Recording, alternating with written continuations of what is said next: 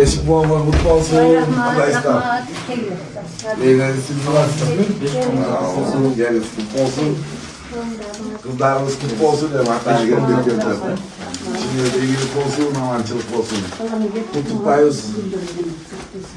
Anadolu Saadetlerinde yani o son Boğaziçi Prezidentin ökülü hatta eskiden de 3M depolanan bir sertifikatın akşam candan matarı geldiler ki bu kutukta öğrettin. O şekilde böyle alıp koyuyorsunlar. Sertifikatın çoğuna negesi göreyim, arkasın çoğuna göreyim. Çok öğretsizler ki omuzda kalsınlar. Ayşe.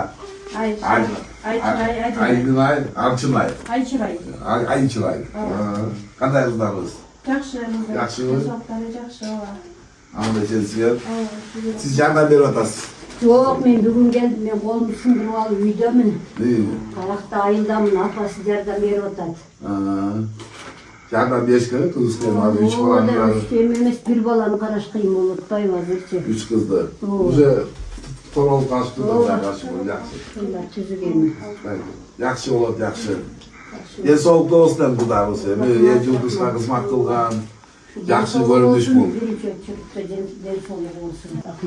Şu işine ilgili kabaylı içine olsa da şu gömek koş koşup bir kere sağlık bozuklarlı.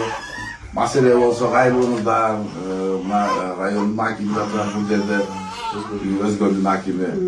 Anan vraçlarca adam olur, dil soğuğuna baydaşlı olur, bana da hayrılığı var. Azıp Türk bozuklara hayrılığı var, Türk'den hayrılığı var, yerden bireyle baydaşlı. Bizden kızlar da özgürlüğü salın boş verelim. Bunlar da biz kütmedi gelelim, Kudayım berip koydu, 3 ömrümün dayım. Bu aydan tilep tutalım, yakşı da, yakşı görür bu ayda da. Suyundurup, yakşı oldu diye oturalım değil mi? Şimdi bunlar çok oysa bizim ameliyatki kızmat kılıp, bizim kırgıldığın uru ustu böyütüp içine yakşı yerge olup geldi. Ailem baktılı olsun, ömrüm versin şuların benim. Yakşı işine deyilip olsun der. Hayrılılar kızlar da, telefonlarda kazmalılar altılar, sonra attı, yuva ayakta çal. Bana böyle duymayı çalıyor. Bir mesele olsa ben özümden yakın öğrendim. Gelip etkileri de ayrıldım, başka bir anlamadım. Telefonlar mı? Karol'dan da size. Karol'dan. Ben telefonum olsa hem jardamdan emas kolum desince ma çoğun nerse kanday olmasını çalışırız. Kolsan desi yardım veriyorsa. Öyle mi? Güzel.